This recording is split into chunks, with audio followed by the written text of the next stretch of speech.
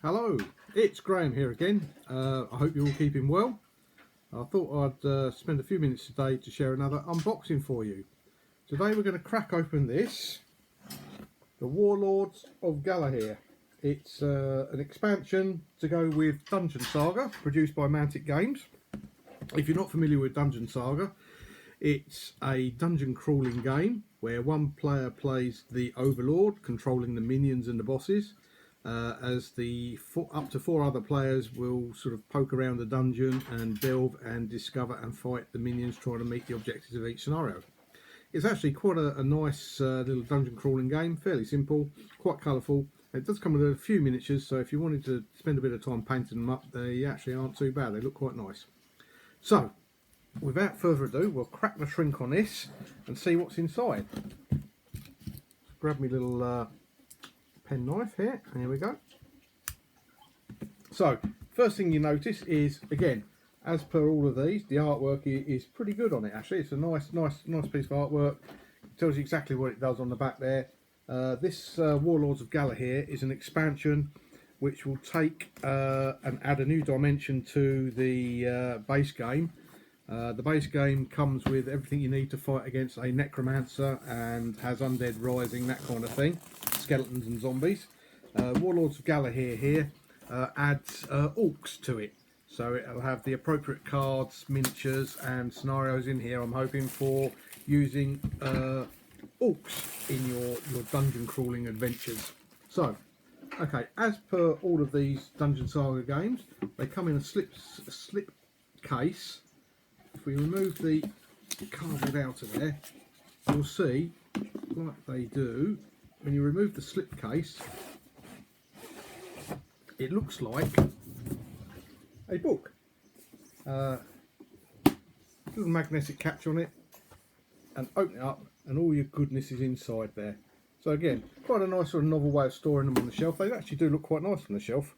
I'm not sure they're that practical once you've painted everything up, but it's a nice novel way of storing the game and presenting it. So, okay, so let's have a look inside and see what we get then. So first of all, first thing we see on the top here are miniatures.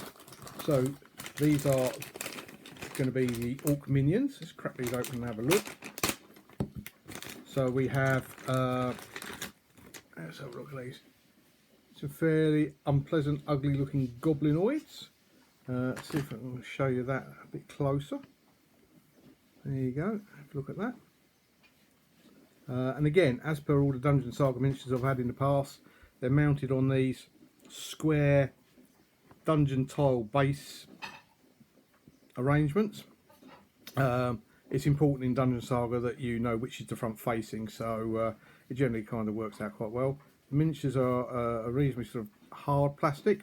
If you do get any that are bent in the box, then all you need to do is just put them in some warm water, straighten them out, and then put them into cold water to reshape them. So there's obviously some kind of goblin orc type thing there, looking quite good. What else have we got in here? Let's see what else we have. There's a big fella in here. Let's have a look at him. I assume he's one of the major boss characters. So again, hopefully you can get some detail on that. Some nice texture on that hammer and the handle of the hammer. Excellent. And then we have it's an interesting base. Oh, that's going to be fun to paint. Looks like a horde of little tiny goblins. That looks like a bit of fun actually. I quite like the look at that. There you go. There. Anything else unusual in here? Oh, there's another alt there. There you go, obviously. So you can kind of see the quality of the figures. I think once they're painted up, they're going to look pretty cool. Check out the Facebook page, because when I actually physically get around to painting them, I'll post them up on there, and then you can see what they kind of look like finished. And then we have this kind of beastie there. So yeah, looking pretty cool. Okay, quite pleased with those. Shut those back in there. And there's a selection of warriors and archers and the big bosses in there. We've got another bag here with quite more orcs in. Let's have a look at these. So we have Yep, another unpleasant looking boss type character. Large spiky bone club. Actually, if you have a look at the bone club, there's a nice bit of detailing on the socket of the bone that they're using here. I don't know if you can see that in there. It's quite nice. I like that. Goblin archers. There you go. Also goblinoid archers. That kind of thing. So again, quite a lot of miniatures in there. And then we have, I assume this is going to be maybe the leader of the orcs in here. Let's get him out there. There you go. So sculpted in a different colour plastic.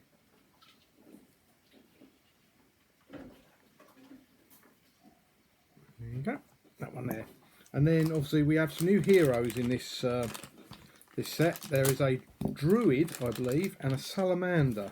Salamanders are some kind of fire-based lizard reptile type creatures, but these are going to be able to be used as heroes in the game. So I'm not sure you're going to be able to see this very well with the blue plastic. So that's our salamander. There. And the druid type. You can see, I'll put that behind it so you can see there. Nice horns on his helmet. Yeah, okay. Cool. So, heap of figures. Okay, cards in here. Let's see if I can open these without slicing my fingers off. So, the set comes with the obviously the cards that you will require to play with the base game. You need a base game to play this. The cards you require to add to that to use the orcs as your Overlord creatures to control. And I believe also in here are, if you own the Adventurous Companion, which is an expansion for the base game of Dungeon Saga, you can add the appropriate cards from these cards to play it solo against the AI. And again, that tends to work quite well. I've played that quite a few times solo and it's okay. So we have sort of same quality as you get in the Dungeon Saga game. So I tend to sleeve these up anyway, just to stop them getting too scuffed up. We have ability cards, which you're able to give your characters as they advance through the adventures. So you can kind of beef up your characters there. You can kind of see the artwork on those there. Okay. Yeah, these are the cards here for, they refer to as the Uncharted Dungeon. So you don't have to play any of the scenarios at all. You can just use a random dungeon setup, and these cards will drive that for you. The Uncharted Dungeon cards, so you can add those in and use those. So they kind of give you random dungeon creations. There. Cards for the Invisible Overlord. So again, if you're playing solo, these will be added to the solo deck so that they drive the orc-based minions and orc-based bosses to do various actions. Again, I've played solo a few times and it plays quite well. I can't say I've ever had any problems with it. Location cards. Okay. And then the all-important item cards, so you can obviously find things in the dungeon, equip your characters before you go. So we've got various magical and non-magical type equipment you can give your characters. Spells. So again, one of the characters or in the game, and I'm assuming the druid in this, are able to cast magic spells.